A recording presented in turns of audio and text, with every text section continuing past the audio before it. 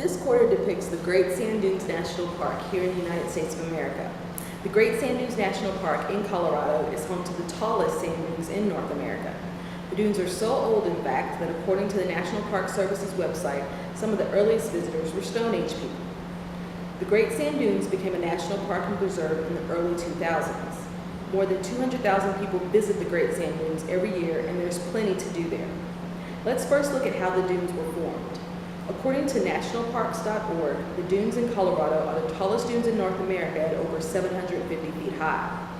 The wind formed the sand dunes that are close to the Sangre de Cristo Mountains. It took thousands of years to form the dunes with sand from mountain streams and playa lakes deposited at the base of the Sangre de Cristo Mountains. www.handsontheland.org explains how the wind patterns and water in the San Luis Valley floor shaped the dunes over those years. The park itself is over 30 square miles and contains lakes, tundra, spruce and pine forests, stands of aspen and cottonwood trees, grasslands, and wetlands. The National Park Service provides an entire history of the Great Sand Dunes on their website.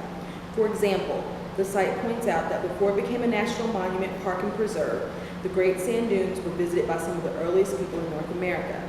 Nomadic hunters and gatherers who followed the herds of mammoths and bisons in the area spent time in the dunes when hunting and plant gathering was possible. Modern American Indians spent time in the area as long as 400 years ago. When the first Spaniards arrived in the area, local tribes like the Ute, the Jacare Apaches, and the Navajo had words in their languages that described the Grand Dunes. One such word from the Ute tribe is Sa-wa-ma-nache, which means sand that moves. During the time of Spanish explorations, Don Diego de Vargas was the first European to enter the San Luis Valley where the dunes are located. In 1694, he and his men hunted bison in the southern part of the valley. As time continued on, the Old Spanish Trail was born. In the 1830s, many people made their way from the East Coast across America on their way to California. Traveling by mule, these pioneers encountered the Great Sand Dunes as they approached the Sangre de Cristo Mountains. To preserve this historic trail, Congress established the Old Spanish National Historic Trail in 2002. The gold rush arrived in the area around the Great Sand Dunes in 1853. There was speculation that there was gold in the dunes. However, after creating a labor-intensive technique that yielded very little gold, the idea of gold in the dunes was abandoned.